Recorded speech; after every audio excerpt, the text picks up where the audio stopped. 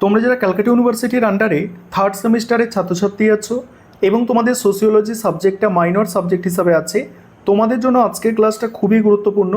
আজকের ক্লাসে তোমাদের 100% কমনযোগ্য সাজেশন নিয়ে আলোচনা করব এবং তার সঙ্গে সঙ্গে একটি মডেল প্রশ্নপত্র নিয়েও আলোচনা করব। তাহলে আজকের ক্লাসটা তোমাদের জন্য খুবই গুরুত্বপূর্ণ হতে চলেছে, প্রথম থেকে শেষ পর্যন্ত দেখতে থাকো। দেখো, তোমরা যারা অনার্সের ছাত্রছাত্রী আছো এবং তোমরা যারা এমডিসি কোর্সের ছাত্রছাত্রী আছো, তোমাদের এই সোশিওলজি মাইনর সাবজেক্টটা, তোমাদের সোশিওলজি মাইনর সাবজেক্টটা 75 মার্কসের পরীক্ষা, অর্থাৎ 75 নম্বরের পরীক্ষা হবে, যেখানে 15 নম্বরের প্রশ্ন থাকছে 3টে এবং 5 নম্বরের প্রশ্ন থাকছে 6টা। এই হচ্ছে তোমাদের কোয়েশ্চেন প্যাটার্ন। এবং তোমরা যারা অনার্সের ছাত্রছাত্রী আছো, তোমরা অনেকেই চিন্তিত যে আমরা অনার্সের সাবজেক্ট পড়তে পড়তে সোশিওলজি সাবজেক্টটা একটু কম পড়া হয়েছে। বলবো তোমাদের চিন্তার কারণ নেই, আজকে সাজেশনটা দেখো। তোমরা যারা এমডিসি কোর্সের স্টুডেন্ট এবং তোমরা যারা অনার্স কোর্সের স্টুডেন্ট, তোমাদের জন্য এই সাজেশন খুবই গুরুত্বপূর্ণ। এখান থেকে 100% নিশ্চিত কমন পাবে। দেখো, যেগুলো স্টার দিয়ে চিহ্নিত করা আছে এগুলো হচ্ছে অধিক গুরুত্বপূর্ণ প্রশ্ন। প্রথম প্রশ্ন, সমাজতত্ত্বের সংজ্ঞা দাও, সমাজতত্ত্বের প্রকৃতি ও পরিধি আলোচনা করো। পরের প্রশ্ন, সমাজতত্ত্ব কি বিজ্ঞান? সমাজতত্ত্ব কি একটি বিজ্ঞান? এই বিষয়ে বিজ্ঞান মনস্কতার বিতর্কটি আলোচনা করো। তারপরের প্রশ্ন হচ্ছে সমাজতত্ত্বের সাধারণ জ্ঞানের, বলছে সমাজতত্ত্বের সাথে সাধারণ জ্ঞানের সম্পর্ক ও পার্থক্য বিশ্লেষণ করো। তারপরের প্রশ্ন, সামাজিকরণ কি? সামাজিকরণের মাধ্যম হিসাবে পরিবার ও শিক্ষা প্রতিষ্ঠানের ভূমিকা। দেখো, যেগুলো এই 3টে করে স্টার দেওয়া আছে না, এই প্রশ্ন কোনোভাবেই স্কিপ করা যাবে না, করতেই হবে তোমাদের। পরের প্রশ্ন দেখো, পরের প্রশ্ন হচ্ছে সংস্কৃতি কাকে বলে? সংস্কৃতির বিভিন্ন প্রকারভেদ, অর্থাৎ জনপ্রিয়, অভিজাত, ঠিক আছে, লোক সংস্কৃতি, এইসব সংস্কৃতিগুলো তোমাদের আলোচনা করতে হবে। পরের প্রশ্ন আছে সামাজিক নিয়ন্ত্রণ বলতে কী বোঝো? সামাজিক নিয়ন্ত্রণের বিভিন্ন মাধ্যম বা বাহনগুলি আলোচনা করো, সেখানে আনুষ্ঠানিক এবং অনানুষ্ঠানিক মাধ্যম, ঠিক আছে।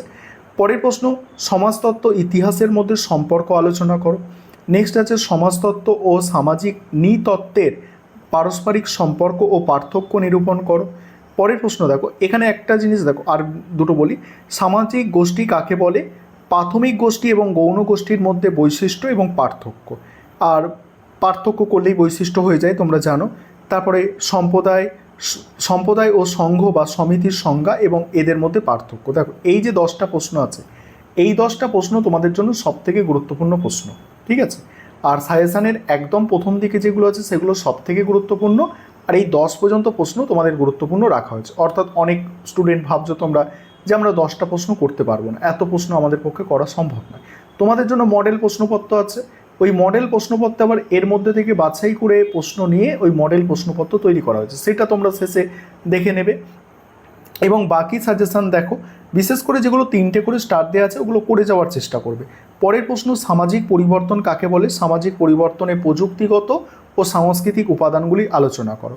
তারপরে আছে দেখো, সামাজিক সচলতা কি? সামাজিক সচলতার বিভিন্ন ধরন বা প্রকারভেদগুলি উদাহরণসহ লেখো। এবারে দেখো পরের প্রশ্ন, সামাজিক বিচ্যুতি, সামাজিক বিচ্যুতির কারণগুলি বিশ্লেষণ করো। এখানে এই 13 নম্বর প্রশ্ন পর্যন্ত 3টে স্টার আছে। তারপরে প্রশ্ন কি আছে? সংস্কৃতি ও ব্যক্তিত্বের সম্পর্ক আলোচনা করো। সমাজতত্ত্ব ও রাষ্ট্রবিজ্ঞানের মধ্যে সম্পর্ক আলোচনা করো। এবার 5 নম্বরের সাজেশান। 5 নম্বরের সাজেশানে যাব, তার আগে একটা বিষয় তোমাদের বলবো যে তোমাদের জন্য কিন্তু স্টাডি মেটেরিয়াল অর্থাৎ পিডিএফ নোটস রেডি করা আছে। তোমরা যদি এখনও কেউ পিডিএফ নোটস কিনতে চাও অর্থাৎ পারচেস করতে চাও, তাহলে স্ক্রিনে দেওয়া নম্বরে যোগাযোগ করতে পারো। আমাদের বেঙ্গলি ভার্সন এবং ইংলিশ ভার্সন দুটো ভার্সানেই তোমরা স্টাডি মেটেরিয়াল অর্থাৎ পিডিএফ নোটস পেয়ে যাবে। দেখো, 5 নম্বরের প্রশ্নগুলো দেখে নাও, তারপরেই তোমাদের মডেল প্রশ্নপত্র নিয়ে আলোচনা করব। প্রথম প্রশ্ন, মর্যাদা ও ভূমিকা এর সম্পর্ক ও পার্থক্য লেখো। পরের প্রশ্ন দেখো, পরের প্রশ্ন হচ্ছে সামাজিক মানদণ্ড বা প্রথা এবং মূল্যবোধের মধ্যে সম্পর্ক, বহু সংস্কৃতিবাদ বলতে কী বোঝো। নেক্সট হচ্ছে লোক সংস্কৃতি ও জনপ্রিয় সংস্কৃতির পার্থক্য। নেক্সট, সামাজিকরণের মাধ্যম হিসাবে গণমাধ্যমের ভূমিকা। পরের প্রশ্ন, সামাজিক নিয়ন্ত্রণের মাধ্যম হিসাবে ধর্ম অথবা আইনের ভূমিকা। নেক্সট, সমাজতত্ত্বের উৎপত্তি সম্পর্কে সংক্ষেপে লেখো। সমাজতত্ত্বের উৎপত্তি সম্পর্কে সংক্ষেপে লেখো। তারপরের প্রশ্ন, সমাজতাত্ত্বিক দৃষ্টিভঙ্গি বলতে কী বোঝো। নেক্সট হচ্ছে অন্তর্বর্তী গোষ্ঠী এবং বহির্বর্তী গোষ্ঠী এর ধারণা দাও। পরের প্রশ্ন দেখো, পরের প্রশ্ন আছে সমাজতত্ত্ব ও মনোবিজ্ঞানের সম্পর্ক আলোচনা করো। নেক্সট আছে দেখো, সামাজিক সামঞ্জস্য বিধান বা অনুবর্তিতা কী। নেক্সট, ভোগবাদী সংস্কৃতি সম্পর্কে টিকা। ভোগবাদী সংস্কৃতিটা খুবই গুরুত্বপূর্ণ প্রশ্ন। সামাজিক প্রতিষ্ঠান বলতে কী বোঝো, এর বৈশিষ্ট্য। সামাজিক প্রক্রিয়া কী, উদাহরণ দাও। তারপর হচ্ছে সামাজিক সচলতার সহায়ক উপাদানগুলি কী কী। এবার তোমরা মডেল প্রশ্নপত্রটা দেখে নাও। তোমরা যারা বেঙ্গলি ভার্সনের স্টুডেন্ট আছো, তোমরা প্রথমে মডেল প্রশ্নপত্র অর্থাৎ মক টেস্টের প্রশ্নপত্রটা দেখো, তারপর আমি ইংলিশ ভার্সানে মক টেস্টের প্রশ্নপত্রটা দিয়ে দেবো। দেখো, তোমাদের প্রথমেই বলেছি আমি 75 মার্কস অর্থাৎ 75 নম্বরের পরীক্ষা, 15 নম্বরে 3টে অ্যান্সার করতে হবে। কী কী প্রশ্ন আছে দেখো। সমাজতত্ত্বের সংজ্ঞা, সমাজতত্ত্বের প্রকৃতি ও পরিধি আলোচনা করো। পরের প্রশ্ন, সামাজিকরণ কী, সামাজিকরণের মাধ্যম হিসাবে পরিবার ও শিক্ষা প্রতিষ্ঠানের ভূমিকা। তারপরে সামাজিক নিয়ন্ত্রণ বলতে কী বোঝো, সামাজিক নিয়ন্ত্রণের বিভিন্ন মাধ্যম বা বাহনগুলি আলোচনা করো। তারপরের প্রশ্ন, সামাজিক গোষ্ঠী কাকে বলে, প্রাথমিক গোষ্ঠী ও গৌণ গোষ্ঠীর বৈশিষ্ট্য ও পার্থক্য আলোচনা করো।